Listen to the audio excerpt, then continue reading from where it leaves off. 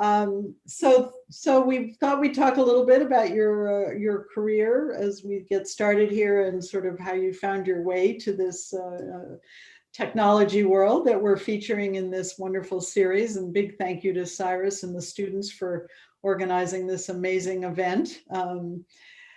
So tell us about your career trajectory. We heard sort of the places that you had been, but what were the steps on your path from coming here with a strong interest in trauma and then working in the VA and ending up as a health psychologist? Tell us a little bit about that path. Sure. You know, my interest in trauma started as early as undergrad. I had the unique opportunity to work with a volunteer agency called SACA, the Sexual Assault Crisis Agency in Long Beach. And it was just one of those eye-opening experiences early on in my education that was so rewarding and taught me quickly that there were so many things I could do in situations of crisis. And that I learned I could do well. And so I think that kind of started that thread towards trauma.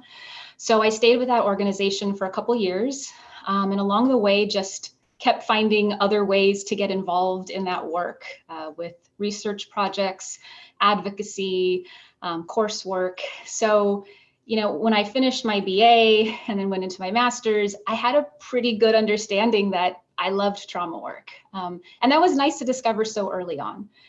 So I got to PAU and admittedly thought I had it all figured out. I knew I wanted to do trauma work. And so that's exactly how I aligned my experiences.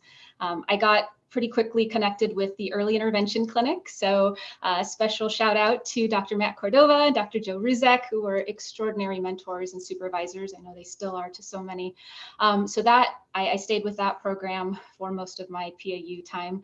I designed my dissertation around traumatic stress and clergy preparedness. I took, again, as much coursework as I could, looked for more research projects, volunteer opportunities, and just aligned myself really with this traumatic stress focus. And I loved it. You know, I loved the work. So then came internship, the end of graduate school. And at that point, I was so clear that I loved the trauma work. And I thought, you know, this is kind of my last chance of formal training. And when it came time to pick rotations, I decided to actually pick non-trauma rotations. I thought I'd done so much trauma work. I know I'm going to do trauma work for the rest of my life. Why don't I try something new just for fun? And I ended up working a gero psychology rotation, a general mental health rotation, and a health psychology rotation. And I can't tell you what a smart decision that was, and I couldn't have known it at the time. It was one of those times, especially in health psychology, that I was looking at trauma, still this thing I knew I loved and this thing I had a passion for, but I was looking at it from a different lens. And I was looking at how trauma kind of manifests in disease, in health, in wellness or lack thereof, in so many ways. And I knew I could be effective with these trauma-focused interventions, or at least I had seen that I could be. And all of a sudden, there was this whole other world that I knew not much about, and I wanted to be effective there too.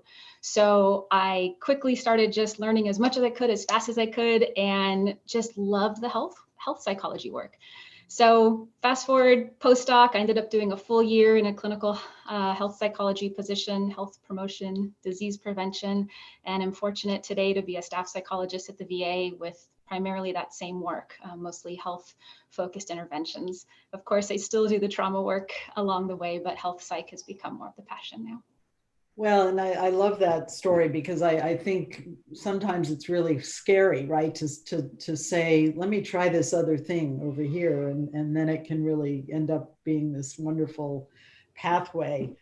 And I know you and I have talked about it, the importance of sort of the emergence of clinical health psychology as a specialty, right? As a way to really think about our field. So talk a little bit about the field, its importance sort of as you see it right now, and where you think it's heading. Yeah. So a little background for what it's worth. So APA first recognized clinical health psychology as a specialty in 1997, and it's currently one of 15 specialty boards recognized by ABAP, or the American Board of Professional Psychology. And I think health psychology kind of has its own unique presence in the overall field of psychology, in that it really merges that intersection of biopsychosocial factors and illness and disease, in health promotion, in disease prevention, and in so many facets of healthcare. And I think about kind of where health psych fits in, and it fits in virtually everywhere, hospitals, clinics, academia, but I feel like it's kind of that missing link.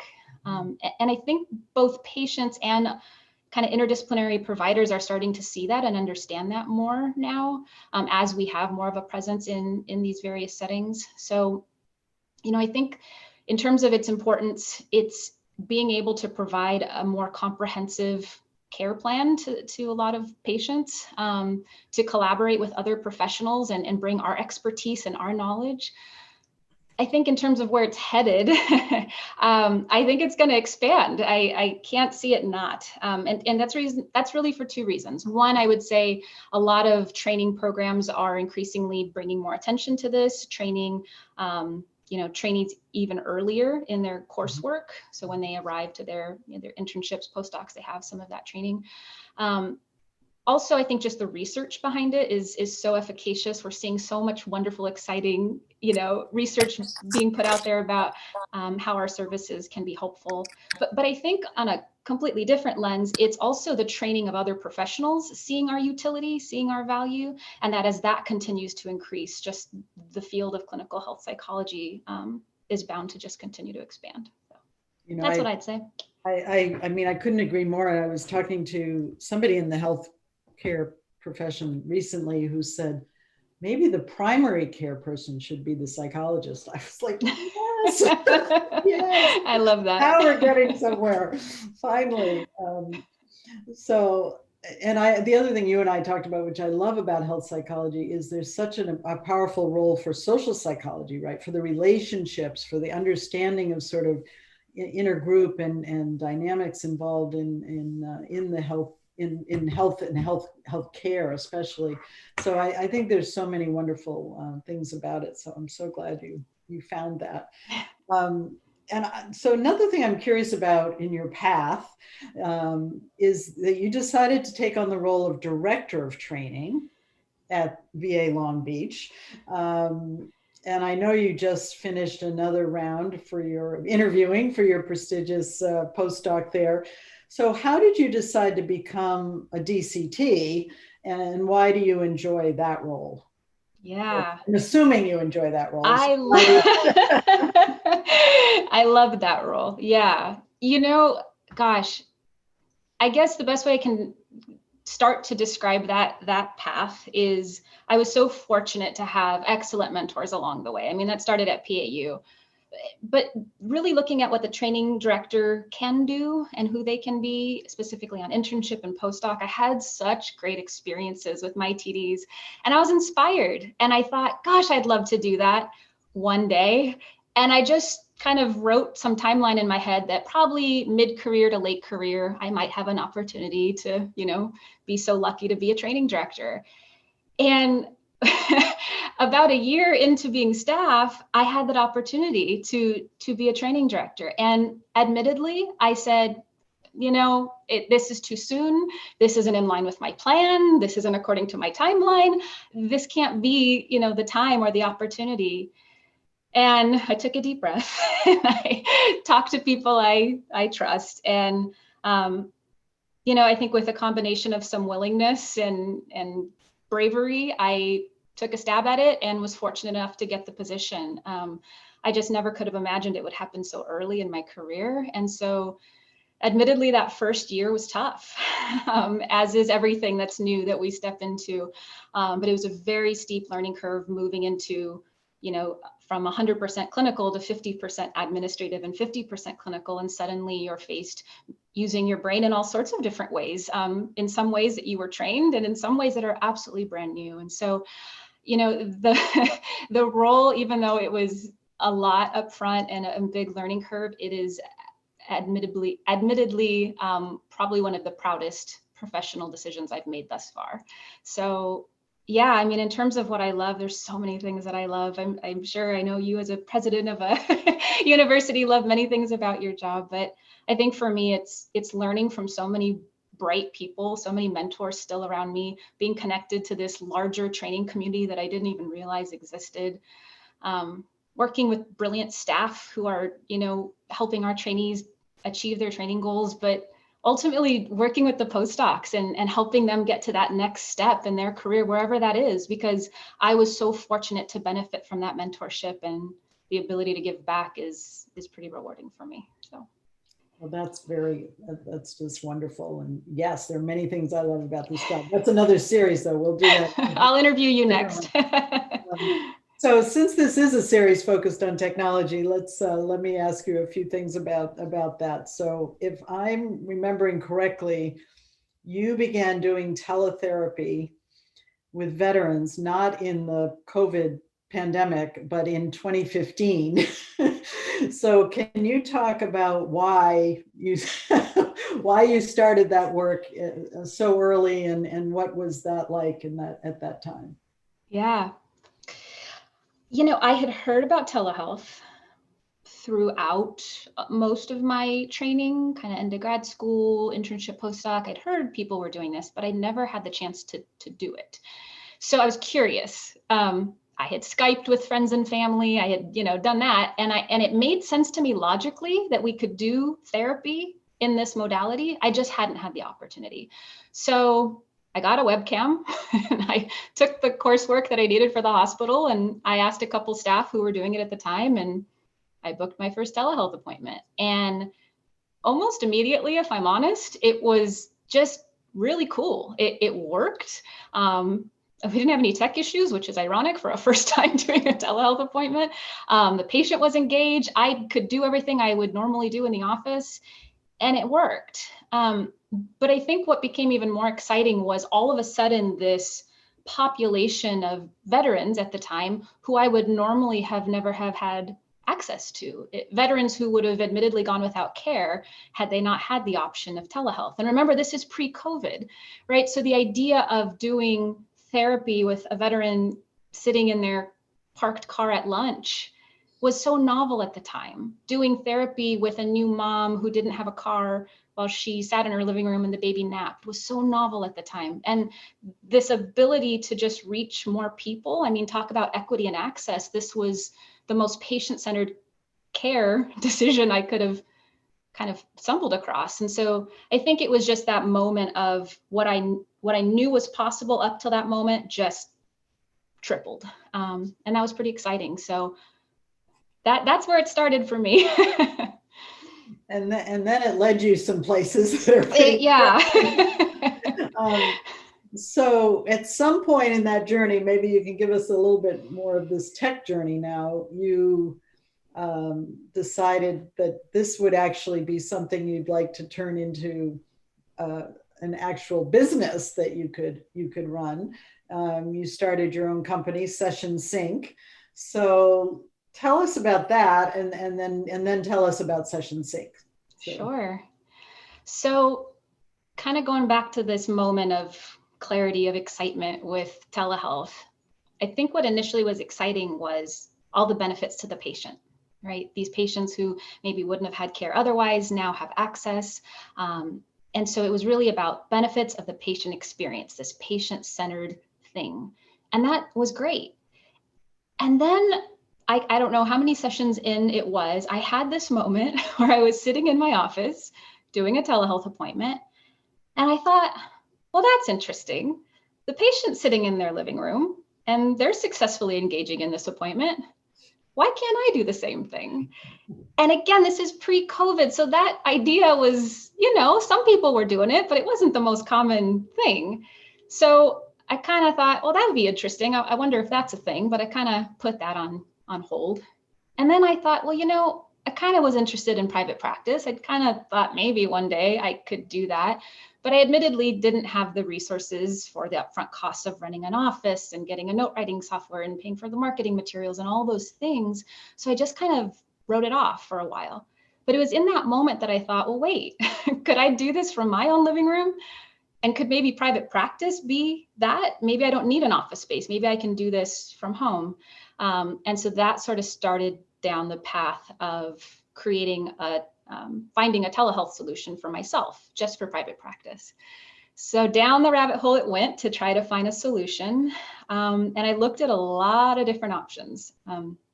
Granted, this was just a couple years ago. And the best way I can say it is I was a little disheartened and a bit concerned with some of what I found.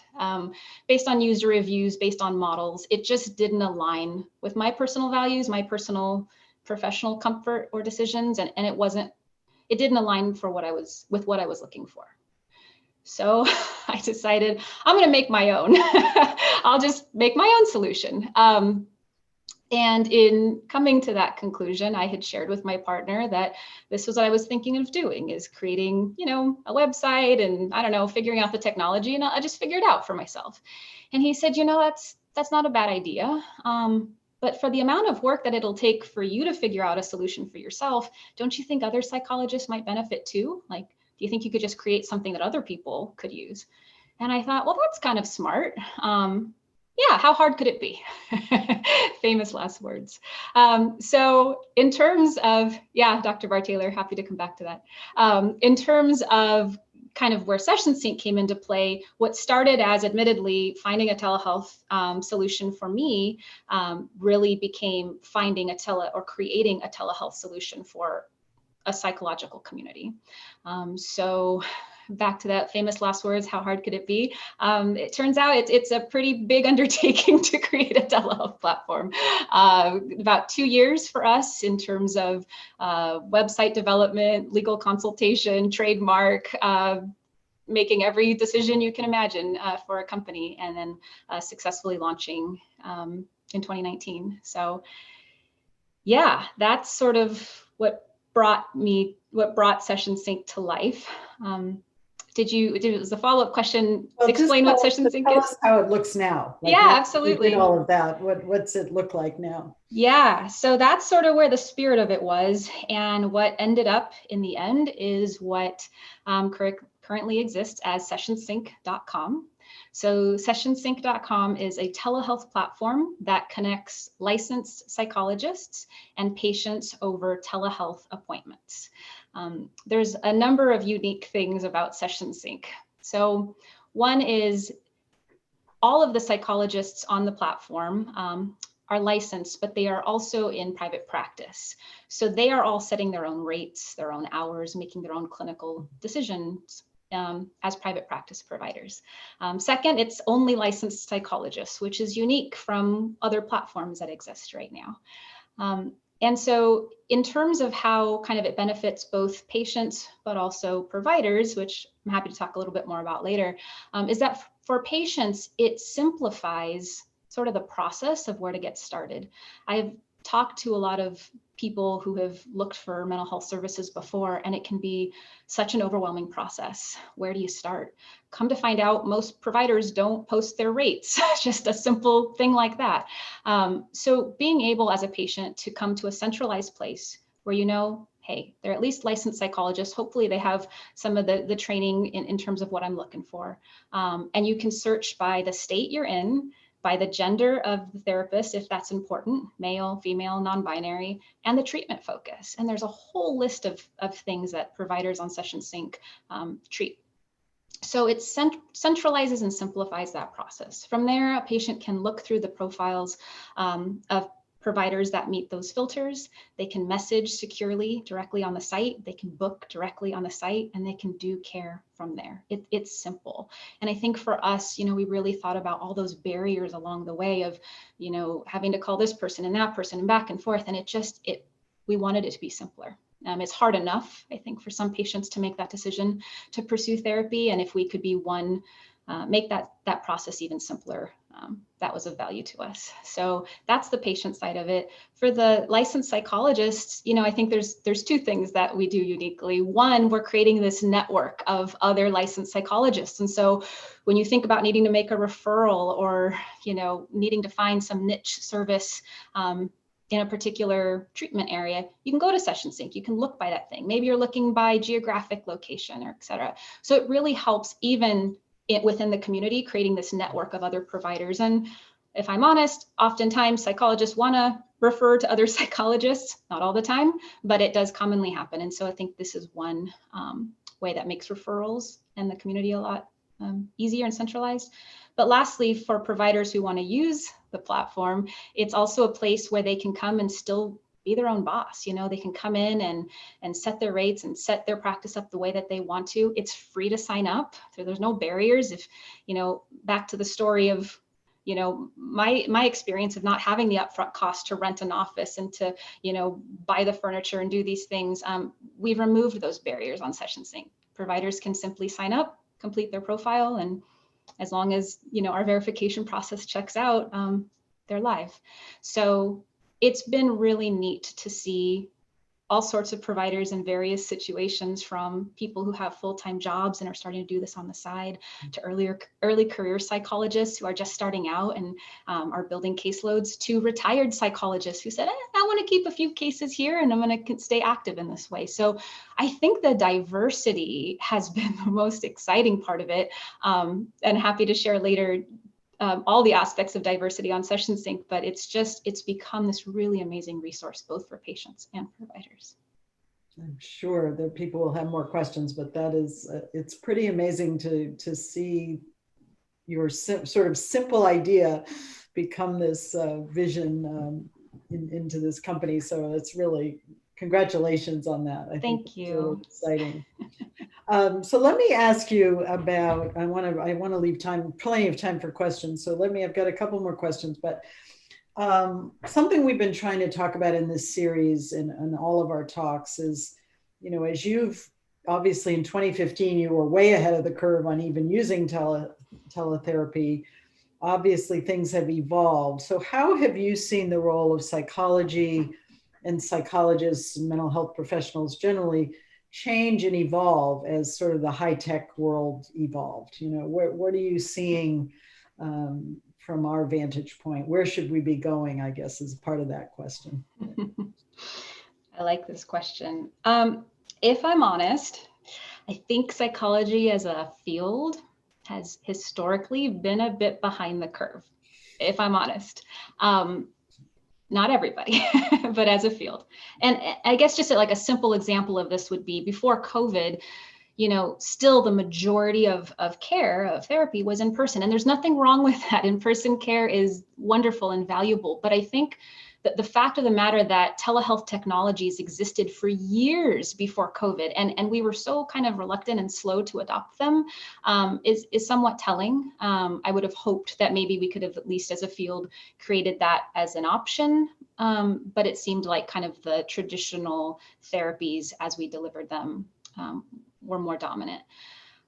So I think this past year has been admittedly pretty transformational.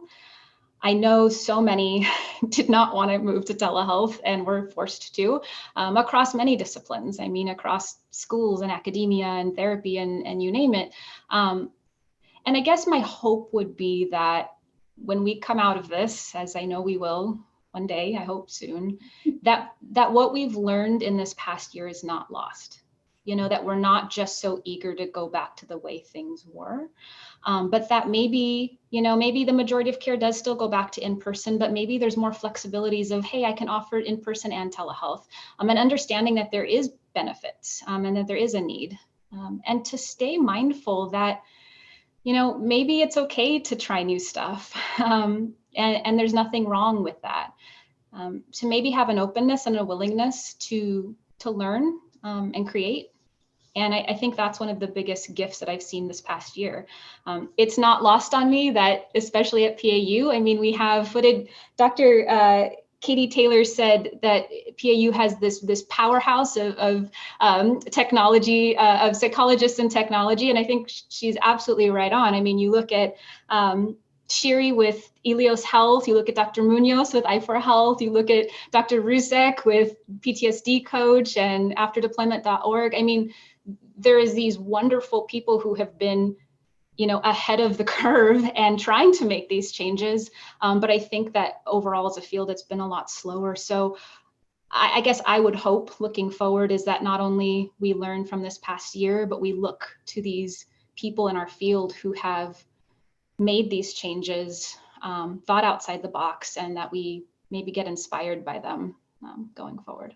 Boy, from your lips to somebody's ears. I mean, I think part of our challenge has been that in some ways, right, the accreditation barriers have actually been bigger than the actual barriers, right? And so getting people to understand that innovation does not equate to lower outcomes or more, that you can actually innovate and advance care. And I think that's the conversation that we're having now and hoping to have into the future in our field for sure. Well, I love that.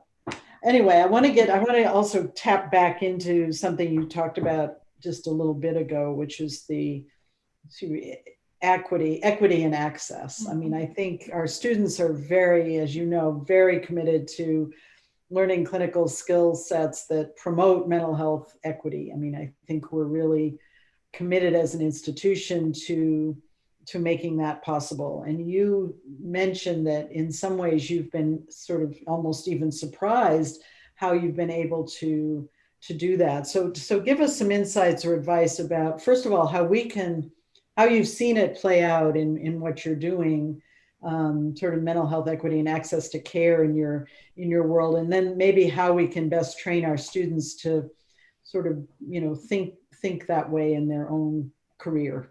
Mm-hmm. Yeah. Maybe I'll start with your latter question first, and then give you an example of how Sessionsync tried to do its part. I think when it comes to mental health equity and access, I guess two things sort of come to mind. One is to think broadly about diversity. We can't come up with thoughtful solutions to equity and access if we don't know who our audience is, right? So we need to think about diversity of age, of race and ethnicity, of language, of gender identity and expression, of sexual orientation, of disability, of relationship status, of parental status, of transportation access, of SES. I mean, the list goes on. And so the question is not always simple. To find solutions to access and equity, we have to know who our audience is, to be thoughtful, to make decisions that are inclusive of those populations. So I think that's the first thing. If there was advice to give, would be that. The second part of it would be to just think about how decisions about equity and access affect you or affect others. I think that in the pursuit of trying to be inclusive of patient care access and equity, which is wonderful decisions and needed decisions, are you potentially also excluding some of the benefits to yourself? How can you make decisions that potentially honor yourself and your needs as a professional, but also are part of a movement to reducing barriers and expanding mental health access? Sometimes there can be conflict in those decisions. And sometimes you don't have to pick one or the other. Sometimes you can be flexible in those choices. Both and. What's that? Both and. Yes. And so I think to the latter point, to give a concrete example of how I think this is possible, is I think about what we did with Sessionsync. Now, I'm not here to tell you we've figured it out perfectly, but I feel pretty proud of the part we have done and what we're trying to do. If you've been on our website or if you know much about our company, our motto is "with you in mind." With you in mind. And what that means, it's very intentional. We spent a lot of time thinking about it, but it's at the core of what we do. With you in mind is with patients in mind receiving these services, but it's also with psychologists in mind who are delivering these services. And I think it's possible, and often we have worked in settings or institutions where the decision is made to focus on one group or the other. Right? It's there to benefit the patients, but at the cost of our providers, or it's there to benefit our providers at the cost of patients. And on either one of those equations, what happens is that patient care suffers ultimately. So what we tried to do was, as best we could, in as many big and small ways as possible, we tried to honor both the needs of the patients and the needs of the psychologists. And so, you see that sort of manifested and represented in some of our decisions. Again, as I mentioned earlier, with patients, they can come to one place and they can find what they need. Currently, we have providers across 36 states, so the majority of the country. We have the diversity of our providers, of the providers using Sessionsync is extraordinary. We've got providers as early in age from 20s to their 80s. We have languages, up to 15 languages now, mental health is being provided on Sessionsync. We have providers representing various ethnicities, race, age, sexual orientation, gender orientation. I mean, it's this kind of mosaic was the best word that comes to mind, where a patient can, I feel confidently, come and find what they need. Whether it's someone that looks like them or their profile speaks to them in some way, but they get to pick, and it makes the process simpler and more inviting. It's also admittedly discreet. If they need to be home or be private or be, wherever it is that they do their care, it makes it easier. So I think that that's part of the access part that was really important to us. But the other part is honoring the needs of psychologists, being able to say, look, we're the technology platform. We're going to give you everything you need to run your company, but you're the professional. It's your license. You set your rates. You make the decisions that feel best to you, and you should have control of those professional decisions. And so I think, again, being able to honor both groups and what their needs are, I think results in better care ultimately. Sounds radical. I love that. I'm gonna bring back radical. Well, I mean, I think what's so interesting, and talking to some of the folks who've been now doing teletherapy through Gronowski Center, which I'm sure you find kind of amazing that we're doing folks are doing such a beautiful job. I mean, shout out to Sandy and her team and all of the students that have converted over to teletherapy. But I think what I was talking to a couple of people who exactly say what you said, which is there are some clients where it is clearly working better for them. And there are some trainees and supervisors where it's working better for them, and I think that's what you're really getting at, right? Is finding those right mixes instead of being rigid about the modality, Exactly. All right. Well, I just have one more question before we open it up. So thanks to the wonderful Bar Taylor, this series is labeled Superstar Psychologists in Technology, which is one of my favorite titles of all time. So we're interviewing a number of folks, as you well know, who've worked in all types of aspects of the technology world. So we've gone from the user X to meditation to Sessionsync. We're covering the bandwidth here. But what we really want to think about always at PAU is how can we best support research and clinical training experiences to ensure that we continue to produce superstar psychologists in technology? What should we be doing on the training and research side that would benefit the work that you do and others do? Mm-hmm. I think you're doing it. I think this is okay. Perfect. Close.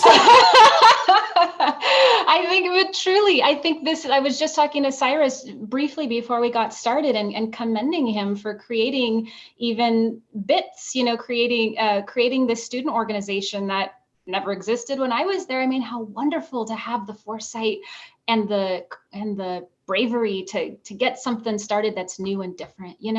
And so I think that's something I've always loved about PAU. It's what drew me to the university. And I know this is going to sound silly, but even the ability to say, I want to start a softball team. Okay, go for it, and the university rallied and said, go for it. I think it's an institution and a place where you're not only encouraged to think outside the box, but supported when you do, And so I think that the more the university just continues to do that and keep that spirit in all of its decisions as best it can, you are going to change the landscape, because you're going to create people who aren't so scared of new stuff. They aren't so scared of new ideas or things that kind of go against the grain. And I think that's what you're seeing. I mean, you and I were talking about how many alumni now have kind of gone out and created these technology extravaganzas. I mean, these awesome opportunities. But I think it's also having staff, professors, researchers who are also showing students to do that, to be examples of, again, thinking outside the box and thinking for yourself, and maybe being okay to question how stuff's done, and maybe come up with other ideas or alternative solutions. And so I think, just broadly speaking, continuing to foster that spirit is one of the best possible things you could do. More specifically to technology, I mean, I think, again, these talks, these superstar and psychologist talks, are so wonderful, and this is what, the fifth one? Something like that, right? Is it fifth, Cyrus? I think so. Honestly, I don't know the count, but it's been quite a few talks. It's been a couple now, yeah. But having this even as an option, I know PAU just got a grant, right, for technology, and creating a telehealth certificate program, right? And I mean, the university is continuing to recognize that we have to keep evolving. We can't just keep doing things the same way we've always done them. Otherwise, we're just going to fall behind. And so I think with a university that has that spirit and that intention, you're bound to create and produce psychologists who are going to go out in the world and in the field and continue to change things. So those would be my biggest takeaway is you're doing it. And thank you, because I'm a byproduct of that. I am the direct resource of those decisions. So thank you. I think it's all the softball, but anyway. That didn't hurt. There's some great questions in the chat, and then we'll open it up too. But tell us more. You talked, when you were talking about the beginnings of Sessionsync, you looked at some of the solutions you tried to find that you found, that weren't really okay for you. Can you say a little bit more about some of the concerns you had, or not specifics necessarily, but sort of what wasn't quite hitting you right? Mm-hmm. So a couple of things. One, remember, my kind of frame at the time was to try to find a solution to support me in a private practice capacity. So when one model, several models I found, if I'm honest, was platforms that were well known and larger and could produce potentially those patient referrals, but were setting costs for the providers on the site, and not fair, kind of equitable rates, very minimal rates. And for me, that was not consistent with what I was trying to do and what I felt my worth was, even as an early career psychologist, where setting your rates for the first time can feel so overwhelming. But I knew better, and I knew that I wasn't, worth, I won't put rates on it, but small rates. And so that didn't feel comfortable to me, number one, not feeling honored or respected for my worth and my education. Second, that many of these platforms were making clinical decisions, would be making clinical decisions on my behalf. And I was not comfortable with that. How to manage resource, how to pick who would go to what provider, number of sessions, how care would be delivered, whether or not I should text with my patient or have 24 access to my patient, or my patient to me. So I think that those decisions, and again, I want to be very kind of intentional to say, if you are a provider listening to this and those have been your choices or your decisions, I respect that. It wasn't right for me.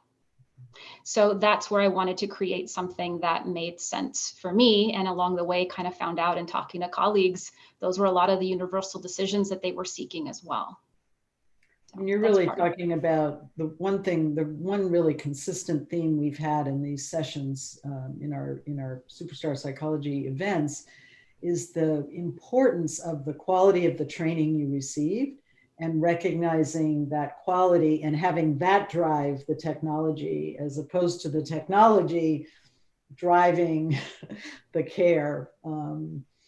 Exactly. So on that note, though, are there aspects of your work where you wish you might have received more training at PAU? It's a great question. You've shined a light on our strengths, but what might you have wished more? It's interesting. I don't regret a single decision. I mean, every single one of those decisions and experiences are what got me to this moment, or what got me to internship, or what got me to training director, or what got me to private. I mean, it's all of those decisions. So I wouldn't change a single one if I'm honest. For students now, I would just say, continuing to have opportunities to grow and evolve, to give students the tools to be effective, not just in the room with patients, but virtually as well, so they can feel confident.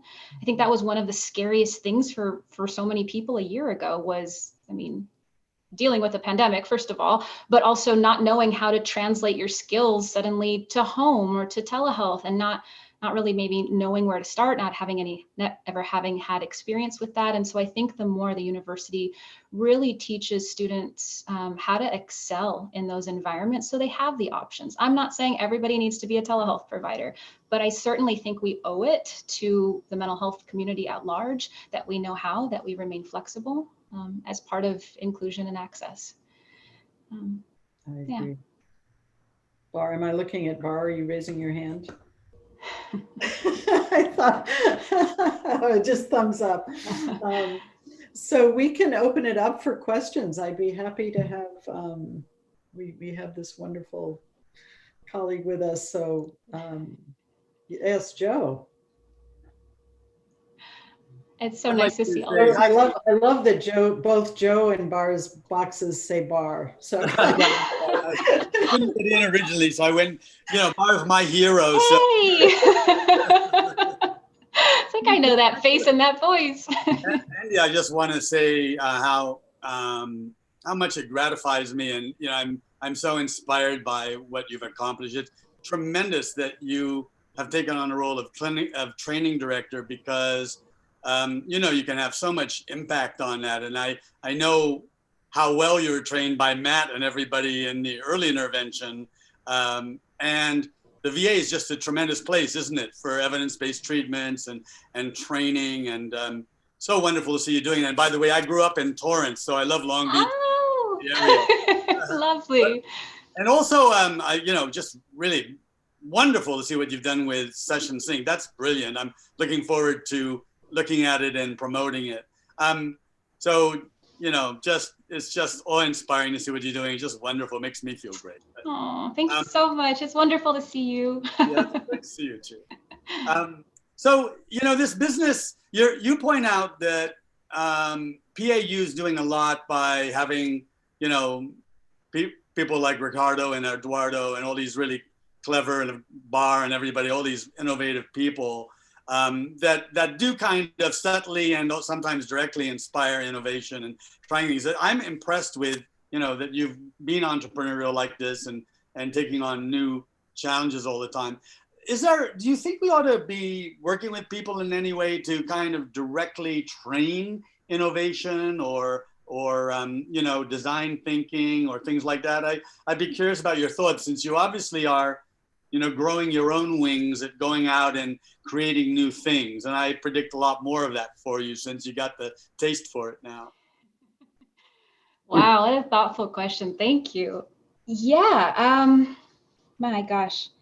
Part of what I need to also acknowledge, and I haven't had a chance to yet, is that I'm only one part of this equation with Sessionsync, and I think an important one, and I'd love to take all of the credit, but I can't. My business partner has his MBA from USC and has been, simply put, this wouldn't exist without him. I do bring, of course, the psychology content and knowledge and mental health piece of it, but I knew nothing about the business side of things. And, I think it's a combination of his entrepreneurial spirit given me a little nudge to say, hey, I think you can do this, and here's some resources, and putting his knowledge base together with mine to produce this thing. And so I guess when I think about your question and innovation, but potentially, I think you also have a business program now as well. Is that right, guys? Undergrad, that's right. So maybe even just including some more training in sort of business and kind of logistics, entrepreneurial stuff for a psychologist, things that we don't really even think about. When you come out of PAU, you are solid in your clinical skills. I mean, we produce some really great talent. But I think we are really well suited for clinics and hospital settings. I don't know as much on the private practice or the business side, and so maybe some of that. But I think just, again, I kind of go back to my earlier point of this spirit of getting behind students who have different ideas, not just trying to crank out the same PAU alum, and you guys don't. I think it's just continuing to foster innovation and new ideas and going out of your way to say, think outside the box, think differently. How can we come up with different solutions here? So I think it's partly getting that, reaching for that from students, but also modeling that as staff, as researchers, as educators, and modeling that for students to step outside their comfort zone. So I don't know if that answers the question. I hope it does, but that's how I feel when you ask me that. That's really helpful. And I particularly love the idea of working with people with other job descriptions and other specializations like business and other things. It's really new things come about through kind of collaboration. So thank you. Absolutely. And congratulations and great good luck. Thanks, Joe. I appreciate it. And I love that part about collaboration. That's been so key and so different of, I think along the way through grad school, it's just you're so focused on your part and doing your requirements to graduate and get your placement and get a job. And sometimes you forget about the network and the community that you're part of. And that is so crucial for all of us. So just continuing to foster that. Bar? Wow, thank you. This has been really wonderful. A lot of the things you're doing are so impressive, but one that struck me, and the reason I asked my first question was you went to the consumer, in this case, the psychologist, to see what they want. Many of us who develop technology develop a product and then we try to sell it to people rather than say, what do people really want? And let's provide them a solution that really will make sense to them. And frankly, when I just went to your website just now and looked at all of the psychologists around America who are participating in this, it's really incredible. I'm kind of interested a little bit in the business model, but we don't need to get into that here. So I think we talk about consumer design and the importance of really going to the consumer. I think it's actually often relevant from a client standpoint too. We tend sometimes to think I have a intervention you need to follow rather than saying, what do you want? What are your needs? And how do we put these together in a way that's going to really work for you? But here's the real question. It's been amazing in the world of technology, and you were ahead of the curve and you're right in the middle of the curve. And I'm wondering what your crystal ball says about how this is going to emerge and how we should be thinking about what we need to do as an institution to prepare for what will be in part a backlash to technology, in part an acceptance of technology, hopefully some sort of a combination of blended care. And how do you think about that, and how should we be thinking about that? Man, I must have a bunch of psychologists in this chat because these are great questions. Yeah. So I think there's a number of ways to answer this. It's kind of a multi-part question, so please make sure I get all the pieces here. I think when we think about training professionals, we think about training students sort of at the graduate school level. It starts, of course, with the content and the mastery of why do we do what we do, biological bases, research. And as students have sort of that content knowledge to do what they need to do and start moving towards specializations or EBPs or whatever it is, research or academia or clinical work, is to continue, I think, somewhat testing theories. And I know I keep saying think outside the box, but part of it is do outside the box too. Don't just think it, do it. I think so often we have these wonderful ideas, but we don't act on them. And that was me. That was me for a number of years, just saying, maybe. But I had a business partner who said, yeah, let's try. let's not just think about it, let's try it. And so I guess what I would say is, as we think about diversity and inclusion, let us continue to understand that also means diversity and inclusion of theory, of thought, of theoretical orientation, of treatment setting, of research setting, of all of these things, because that is part of the future. I mean, it is part of changing this landscape. And I hope we have all just, like I said, learned from this last year that there is so much that's possible. And if we go back, I mean, there has been so much wonderful research and literature already put out on the efficacy of various EBPs being just as effective in telehealth as they are in person. And so continuing to go to the data to support the rationale for this, I think of just at least having an openness to try to have training in these modalities, even if it's something that you decide it's not for you moving forward. I think that psychologists should have training in this, that it should potentially just be kind of a criteria moving forward. Just as most of our psychologists go through the Gronowski Clinic, I think having an experience of telehealth in some way is critical, if not necessary at this point. A lot of people on this screen agree with you on that point. Erin, did you want to ask your important question? Hi, Erin. Hi, my own Dr. Scott. I'm so proud. I'm like sitting here trying not to cry. I miss you so much. Oh, I miss you too. I have a big question. Yes, I am ma'am. doing alumni panels. This is how I get to see everybody too. And I know that you're very busy, but would your time ever allow you to do a panel like from 5:30 to 6:30 in the evening? Anything your heart desires, Erin, the answer is yes. That's why I love you so much. I just need your email. Thank you. And I'm proud. Talk about just, again, like if I can just take one more second, I know we're nearing the end, but I mean this truly.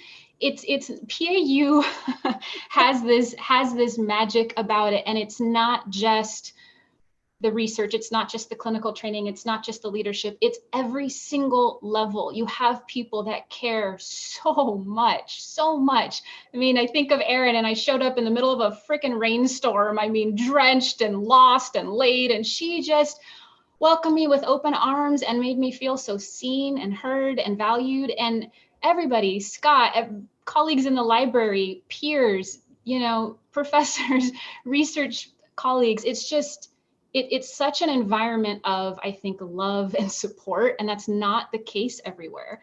We know that it can be kind of a dog-eat-dog, very competitive environment, and I just don't see that at PAU. And I think that's what produces higher quality folks, people more ready for the real world. You're awesome. You're just awesome. So much. One quick question. Somebody wanted to know how many providers you have now on Sessionsync. Do you know? I think we're at 101 as of today. Wow. Kurt Williams, did I get that right? I think it's 101. You check the website. Yeah, I think it's. Thanks, Roxanne. That's awesome. Yeah. All right. I think, Cyrus, am I correct that we're just about out of time? We have about 5 more minutes, but if 5 more anybody minutes, else, okay. yeah, does anyone have any more questions? Any other questions? Do we have any students with questions? I don't think we've had too many student questions yet. So 102, I stand corrected. 102, there you go. All right. Well, I was thinking, I'm looking at Anne Farah on the call here. We're working on, we have a small gift from one of our donors that is going to support a small innovation grant project. And I was thinking, Joe, as you were talking with Dr. Scott about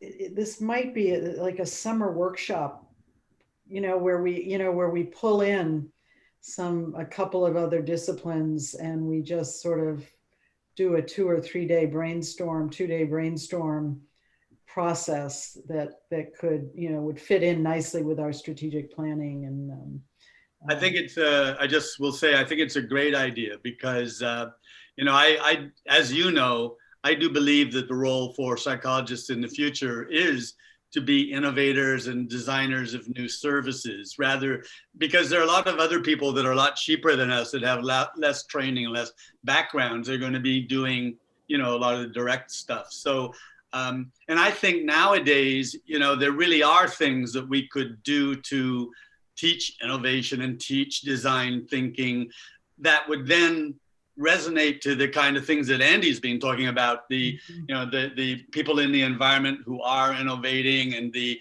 support amongst the peer community and the faculty community for more innovative ideas and new ways of doing things. So I think it'd be great, and I'm happy to help you think about it. I think it'd be wonderful to do.